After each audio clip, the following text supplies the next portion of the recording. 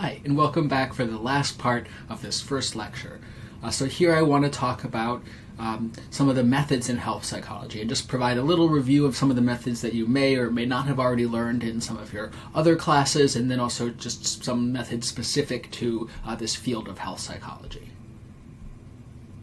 So first, just a little review of some of the basic study types, and you've probably learned about these elsewhere, but just if you haven't, this is something that you should do a little review on, because this is going to come up in reading empirical articles and learning about health psychology research. But of course, first there's cross-sectional versus longitudinal data. And so cross-sectional data being where we look at people at one point in time. The study is conducted at one point in time on one cohort of individuals. Sometimes we compare those to other cohorts of people or other groups of people, but that's opposed to a longitudinal study where we follow people over time and we have measurements or data on people at multiple time points. And so with longitudinal studies, we're able to see how effects relate to one another over time, which is something that you can't see in cross-sectional studies. So with a longitudinal study, you can see if there's cause that precedes some type of consequence. We still can't do a full causal link here, but we can at least see if something has preceded an outcome in time, whereas in cross-sectional work, all we can really see is the strength of the relation between two variables. This also relates to another major distinction in psychological work of correlational versus experimental work. So both cross-sectional and longitudinal studies are often correlational in the sense that we haven't manipulated anything. We're just looking at the relation between different variables in these data sets, either at one point in time or over time. Whereas an experimental study is one in which we actually do some type of manipulation or intervention and have the participants in this study do something, and we compare that to a control condition in the most simple form. Certainly experimental studies can range in their complexity, but in their simple form they look something like this. So for example, we might have a sample of participants, and maybe we measure everybody's body mass index at the start of the study, and then we break people into two different groups, an experimental group and a control group, and the experimental group gets some type of behavioral counseling to help them lose weight, and then we assess their BMI again.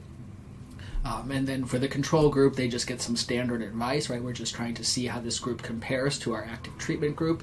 We measure everyone's BMI, and we compare those two BMIs to get our results and see whether there were significant differences in weight loss in these two groups. So that's a very simple example of an experiment, but here we actually would be able to speak to causality because we did a manipulation, we did this intervention, and so we would be able to say it's because of this intervention, assuming this is a well-designed study otherwise, that this intervention is what's leading to this effect on BMI and weight loss, as opposed to if this was just a cross-sectional study, maybe all kinds of other factors could have accounted for that. But because we're comparing these to some other group, and everyone's been randomly assigned to these two groups, we can be fairly confident that the effect is due to the manipulation or the treatment.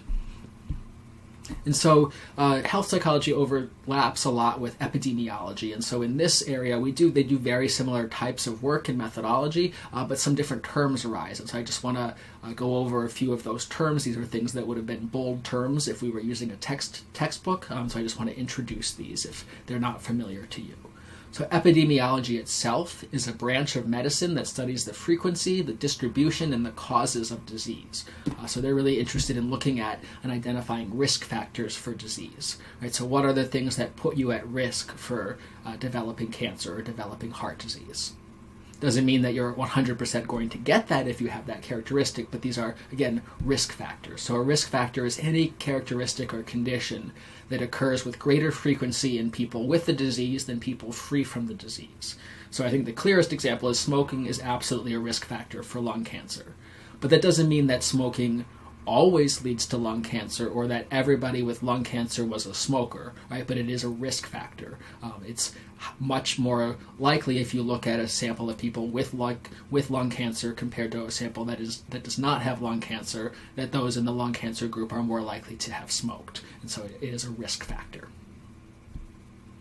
Some more terminology that comes from epidemiology is the term mortality, and this refers to the number of deaths that are due to a disease. Right? So you're probably hearing these terms a lot more now with COVID occurring, and so we're very interested in mortality rates, or how many people die of that in a given period of time. We're also interested in morbidity, right? We're not always just interested in death rates, but we're interested in the number of people who are suffering from a disease at a given time. So whether or not they die of it, how many people have this at a given time. Or so this is particularly relevant for things like cancer, right? It might take a long time for people to die, and not everyone does die, but we're still interested in the number of cases there. And so this is an important stat that we look at. There's also two ways to talk about morbidity, or the number of people who have a disease. We can think about prevalence, and this is really about the proportion of the population that has that disease or condition at any specific time.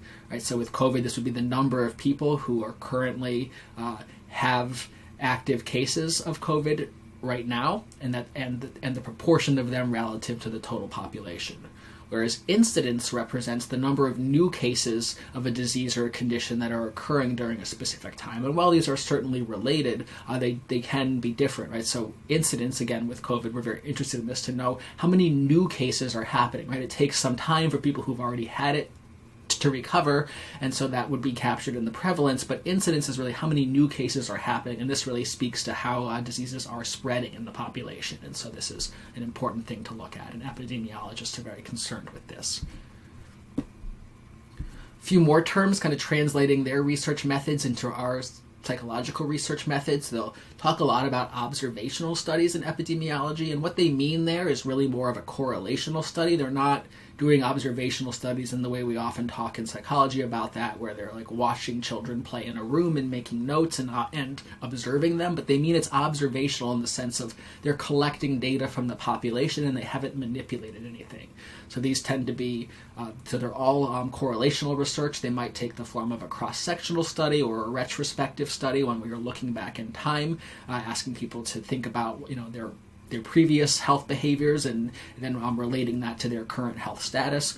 Or they might include prospective studies, which is the same as a longitudinal study. It's looking forward in time. You start tracking people at time one and you look forward in time to look at those outcomes that occur. In epidemiology, they also do randomized controlled trials, and those are essentially, for our purposes, the same as the experiments that we do in psychology, right? They're manipulating some variable or multiple variables and looking at the outcome of that manipulation or intervention on health or psychological outcomes. And so these are randomized controlled trials, are also called clinical trials as well. So just be seeing those terms in a lot of your readings for this course, so just I wanted to give you an intro to those.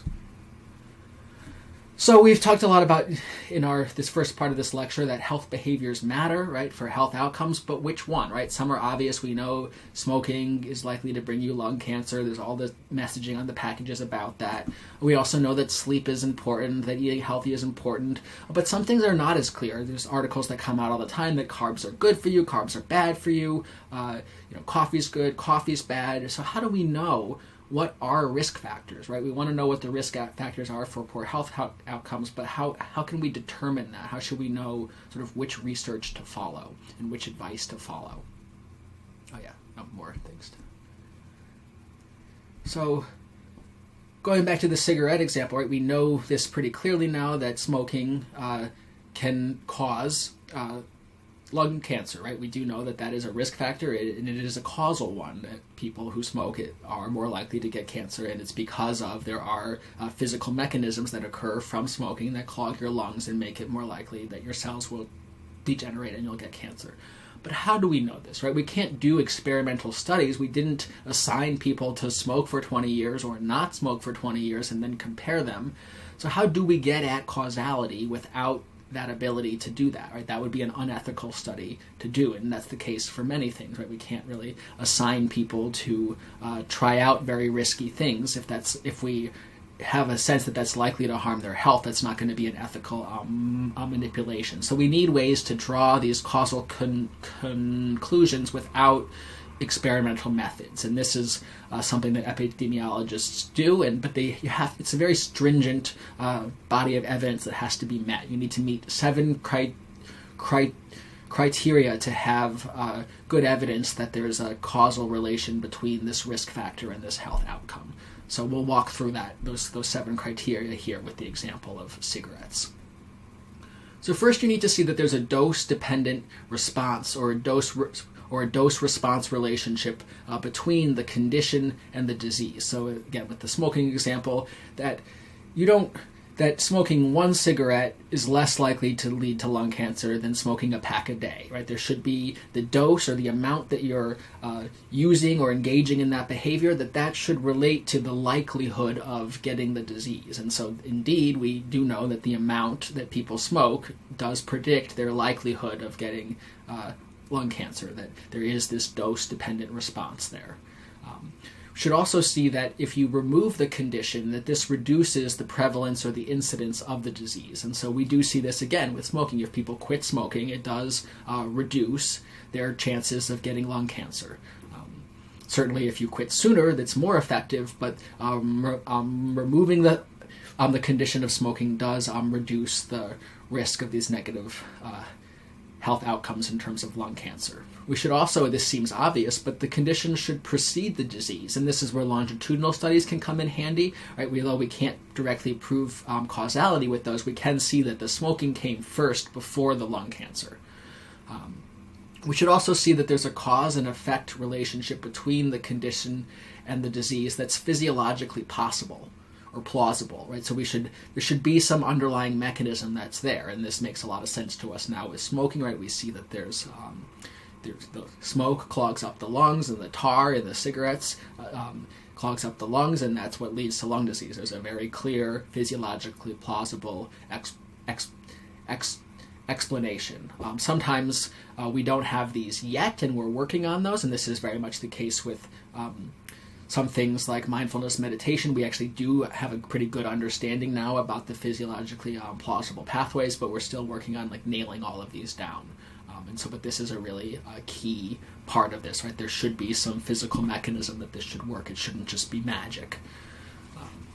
We should also be able to see relevant research data that consistently reveal a relationship between the condition and the disease. So we really want to see a large body of work that over and over again is showing this relationship consistently and strongly. So if you're finding it in just this study but not this study, which often happens with things like, for example, coffee, it means that there's probably not a strong causal relation, that there's a lot of other factors that are at play there that are wiping that out. So we're going to believe effects a lot more when they're consistent across many studies. We should also see that these studies are well designed, and this again seems like a stupid thing to say, but so often studies do have fatal flaws that make it difficult to interpret those effects. And so even if they show that for example, drinking coffee seems to lead to some negative health outcome, there needs to be a well-designed study in order to really show that, and oftentimes they're not. And so I'm going to give an example of one such example here that really fails to meet many of these criteria despite many causal claims being made in the coverage of this study. We'll get to that in one second. Another design I want to talk about is the ex post facto or case control design. This is another way that we can try to get at causality. It's similar to an experimental study, but it's for things that we can't manipulate, either because they're not possible, or you can't really change that for someone, you can't assign someone to be a specific race, or for things that are unethical, like you can't assign someone to smoke a pack a day for 10 years. And so what we can do in ex post facto or case control designs is we can group people based on these pre-existing conditions or factors. So, we can compare people of different races, genders, or exposures to pathogens, people who lived in an area near a power plant versus people who didn't, people who smoke versus who don't smoke, people who got divorced versus didn't. And so this is essentially a quasi-experimental design, where rather than manipulating these things, we're looking at these two groups and comparing them. But these groups are not randomly assigned, and so these participants may already differ on a lot of different variables as well as the variable of interest. So we need to be careful with these, but they're still very useful. All right, so now for this example of the study, I'll post this link to this video here, but this goes over sort of the media's perspective on the results of this study, and what they found, or what they say they found, is that examining people across a broad age spectrum. They looked at this sort of bone growth that can occur at the base of the skull. It's indicative of a lot of spinal pain and can be related to people's poor posture. And what they purport to have found is that almost 40% of young people are growing a bone spur at the back of their skull, or they're calling them horns, these skull bumps. And so there's this very obviously a big splash headline. This made a lot of news at the time. This came out in 2018, and people were very concerned about this. Am I going to grow a bone spur? And the argument that they make in this paper and in all the media coverage of it is that these are occurring at a greater rate in young people because of smartphone use. And so this sounds, of course, terrifying. I don't want to grow horns. What the heck? Maybe I shouldn't use my phone. So, of course, I was drawn to this and looked deeper into the study, and I'd like to do that with you here and talk about why you should not be worried about growing bone spurs, at least based on this evidence. It really fails to meet these criteria. So this is the official title of the paper. Sounds really fancy, right? Most people are not going to go read this themselves. They're going to read that headline and watch that news story. So the paper was on prominent exostosis projecting from the occipital squamma from substantial and prevalent in young adults than older age groups. And so you can see right there what they think they found. They say this is happening more in young people compared to old people. And so I looked at this study, and first what they did was they looked at it, their data set was they looked at radiographs, or they're essentially a type of X-ray, from over 1,000 patients who had been to the chiropractor. And those patients ranged in age from 18 to 86. And they didn't do people who had really serious injuries that were leading them to go to the chiropractor, but people with mild back pain, not people who had been in major car accidents, but all range of people, but they'd all been to see the chiropractor and had these X-rays done. And so they looked at these X-rays or radiographs as their data. And they're looking at there's this little bone growth here that can occur at the back of the skull, and they're looking at the size of that. So these horns, the official name for them is enlarged external occipital protuberance, or EEOP, and they're measuring the size of these in these different radiographs and relating that to age. And so based on all of this data, they come up, the findings or the results that they talk about in their discussion section and in the abstract and in the media coverage of it, is they say that this study demonstrated that the prevalence of these horns in the total population is about 33%. So 33% of people have a horn. They also say that paradoxically that getting older was linked to a decrease in size in this, or being an older person, not getting older, but the elderly in this study were less likely to have that than young people. And that these were almost 6 times or 5.5 more times likely in males as opposed to females. They also said that these horns are likely to be linked to a sustained aberrant postures associated with the emergence of extensive use of handheld contemporary technologies such as smartphones and tablets. So they're saying the reason that young people are growing these bone spurs is because they're using their phones too much. And so our findings raise important concerns for the future of musculoskeletal health of the young adult population. So again, this sounds terrifying, but take a second and think back. Who were they studying? What was their data set again? Oh, right. It was people who went to the chiropractor.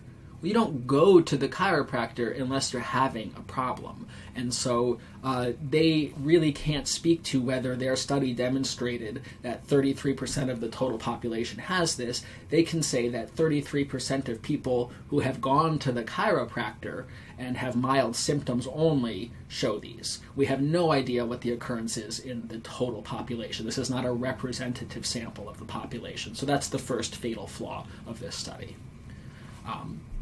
Then turning to these next 2 points about the increase in age and being more likely in men.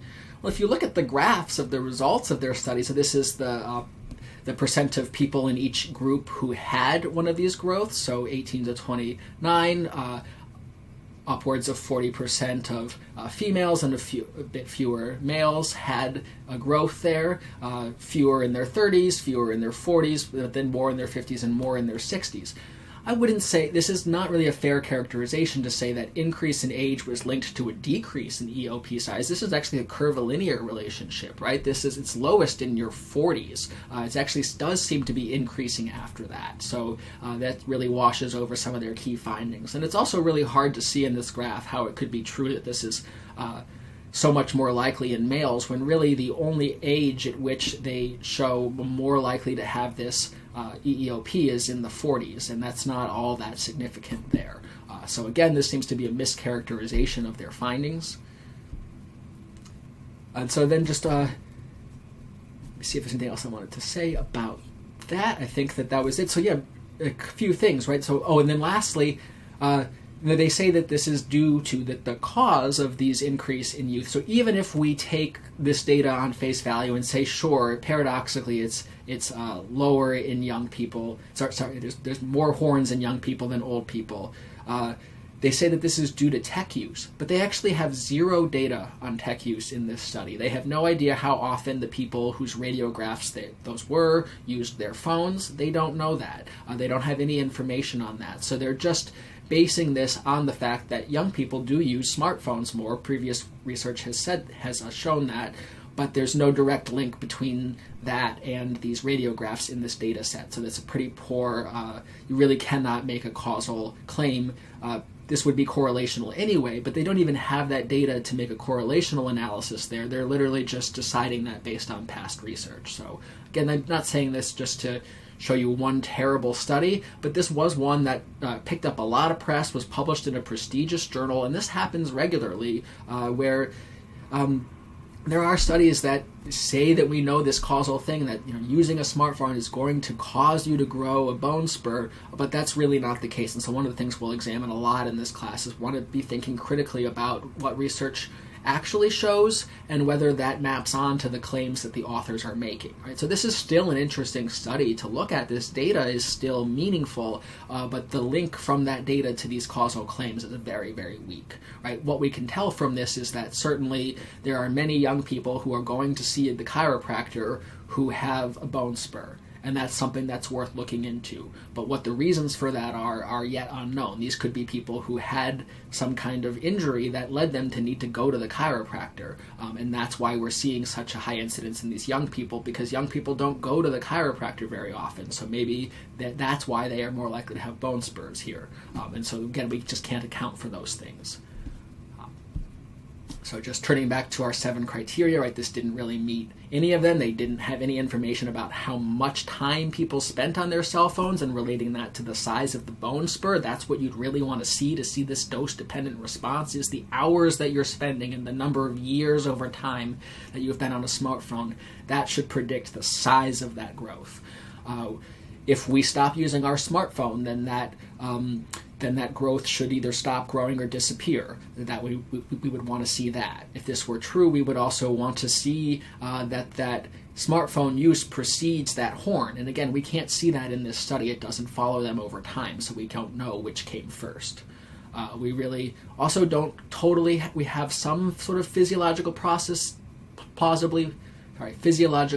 plausible processes here. Maybe it's your posture could lead to that, but we still don't know enough about why you would specifically grow a bone spur there, and why that would be specifically related to cell phone use versus other types of posture. So something else that would need to be further investigated for us to really believe this claim. We don't have yet a body of research to show that this consistently emerges. This is just one study, so we never want to take just one study as the sort of nail in the coffin on a finding. And then also the strength of the relationship between the condition and the disease is relatively high. I would say this one also sort of fails on that. Those effects are there, but they're not particularly strong. They're saying it's much higher in men, but it doesn't really look like that's that large of an effect. And then it definitely fails this last point of being well-designed. This was not a well-designed study. It's a fine study for what it was, but the design of the study does not map onto their claims. Really, all they can speak to here is what was going on in the radiographs of this specific population of people who went to the chiropractor. As you're reading other articles for this course, you'll really want to be keeping these things in mind to think about what is the state of this evidence, what else do we need to show in order to have a stronger evidence base to really showed that there is a true cause and effect between this health behavior or risk factor and this health outcome. Just a few other things around methods to keep in mind as you go through this course. Right, we're going to talk a lot about different ways of measuring things. So there's lots of different psychometric instruments that might be used, different research tools or types of measurement. Right, so we're all familiar with survey and self-report measures. These are great for a lot of things, so we often ask people to report on their health, the number of headaches they've had in the past month, the number of symptoms. But we also might want to look at behavioral measures of health. Do you have the energy and the physical lack of pain to go running? Are you able to engage in different activities that you want to do? How does your posture indicate whether you're in pain or not? Are you limping? So we might look at behavioral measures as well for looking at health outcomes. We also might look at physiological measures. Right? We might assess, this is what I did in my dissertation work and in grad school a lot, we might assess heart rate, we might assess blood flow in the body, we might look at your blood pressure, all kinds of different things there. So these are all different ways we can assess things. And again, you can see here this maps directly onto our biopsychosocial model. Right? We have the physiological or the biological we could assess. We could assess the behavior and the psychological things that impact that, and we can also and the social things as well. And we can also assess self-report measures and the psychological things that impact that. Just a few other additional concerns to keep in mind when you're evaluating journal articles and things we talk about in this class. And again, these are things you might have learned if you've taken stats or methods. But you want to keep in mind the generalizability, right? So that study we talked about with the horns, that was not a generalizable study. Those were chiropractic patients only in that data set. And so when they tried to generalize to the total population, they aren't able to do that. That's a problem. So we should consider what's the generalizability of the results of a study. What's the population that they looked at or the sample that they looked at, and is that representative of a broader population? Would these findings be likely to apply to other groups? We also want to consider validity, right? Are they measuring what they think they measure, and are they really capturing that? And so again, with this bone spur study, there was no validity to any of the measures of tech. In fact, there were no measures of tech use, but they're say that they had measured tech use. You really want to make sure that that's what you're assessing. You want to make sure you're assessing how much time people are spending on their phone in that posture, right? That's what we need to be looking at. And so we want to make sure that the measures that we're using in studies are really capturing the variable that we're interested in. And so that's validity. And then we also are concerned about reliability. Are these things going to replicate over time? Is this going to hold up? Are these findings consistent and reliable? And so this is something else that we want to keep in mind as well when we're evaluating research. So if these are new terms to you, you might want to do a little reading or make an appointment with me to talk about these things. But for many of you, these will be old hat. I just want to remind you to keep these in the back of your mind or in the front of your mind as you're evaluating the readings and the material for this course. We want to be critical. I want you to come away from this with a very critical eye to reading research. Not that we want to just bash everything, but we really want to make sure that we understand what's going on in the studies and take away the points that we can from them and not take away things that they're not able to support. So that's it for this lecture. So thank you so much, and I will see you next time.